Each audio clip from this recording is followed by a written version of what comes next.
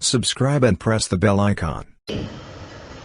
राधा स्वामी सार वचन भारती भाग 2 पृष्ठ 184 पैरा 178।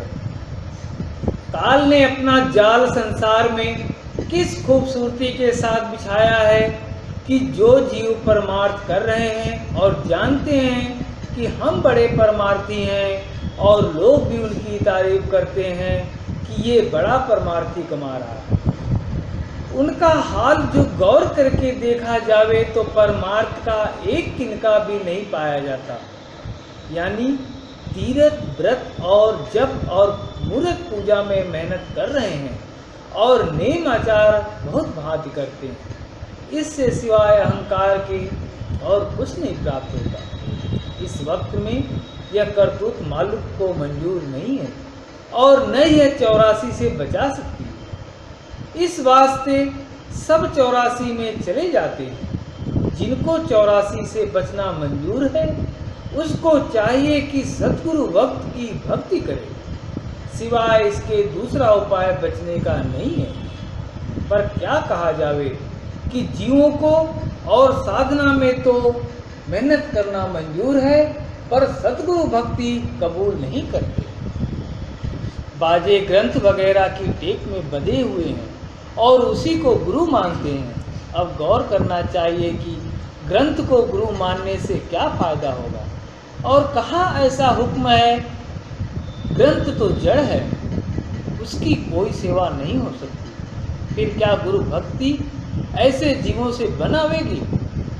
ग्रंथ की भक्ति यह है कि जो उसमें वचन लिखा है उस पर अमल करे, यानी उसमें जो लिखा है कि सद्गुरु का खोज करके उसकी सेवा करे और शरण लेवे, इस वचन को माने। और जब यह वचन न माना गया तो ग्रंथ की टेक झूठी है। इनका भी वही हाल समझना चाहिए कि जो कि मूर्त पूजा वालों का है।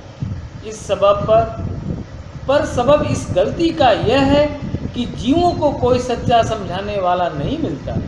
इस सबब से सब भ्रम और भूल में पड़े हैं और जो गुरु उनको मिलते हैं वह आप कभी चेले नहीं हुए और जीवों को भटकाते और भरमाते हैं। क्या पंडित क्या वेद, सबका यही हाल है। इनमें कोई भी सद्गुरु और सद्गुरु भक्त की महिमा को नहीं जानता।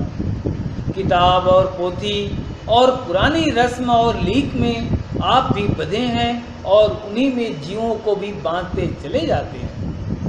सतगुरु भक्ति का उपदेश कि जिससे जीव का छुटकारा होए और निज घर अपना मिले कोई नहीं करता। यह उपदेश सिर्फ संत यानी आप सत्पुरुष जब संसार में प्रकट होते हैं करते हैं, क्योंकि यह सबसे उत्तम मार्ग है और जल्दी से जीव का उद्धार इसमें होता है। पर इस उपदेश को वह जीव जो संस्कारी है मानेंगे और सद्गुरु का खोज भी वही करेंगे। और जो लोग ऊपरी खेल और चमत्कार में राजी होते हैं उनसे सद्गुरु भक्त की कमाई, जिनमें तन मन धन पर चोट पड़ती है, नहीं बनेगी। और उत्तम संस्कारी वही है जो सद्गुरु और नाम की मुक्ता करे। पैरा 179।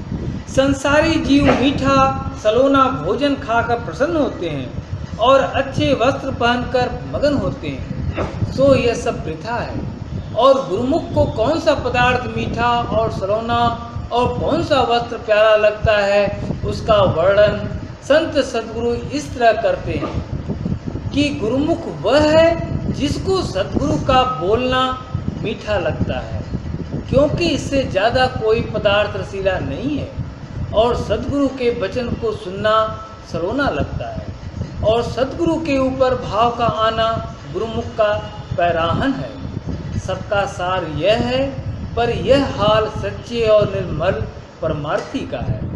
उसी को यह पदार्थ ऐसे प्यारे लगेंगे जैसा कि ऊपर कहा है, और संसारी जीवों को उनसे नफरत होगी। Subscribe and press the bell icon.